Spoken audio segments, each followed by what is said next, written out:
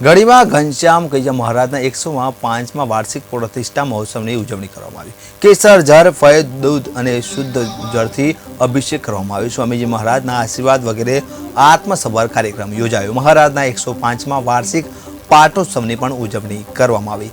જળથી પંચામૃત અભિષેક અન્નકૂટનું પણ આયોજન કરવામાં આવ્યું હતું।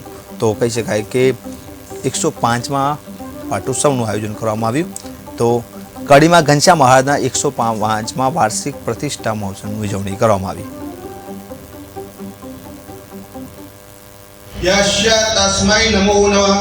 ओम श्री अक्षरधामाधिपति श्री स्वामिनारायण बापा स्वामी बापा भगवते नमः। नमस्कारांच समर्पयामि।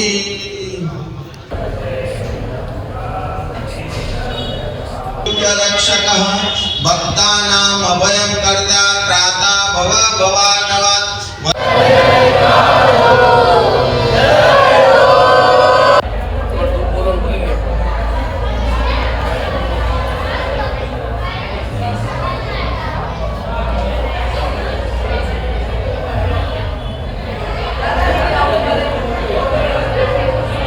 દિવ્ય સ્નેહ અને આશીર્વાદ પૂર્વકના જય શ્રી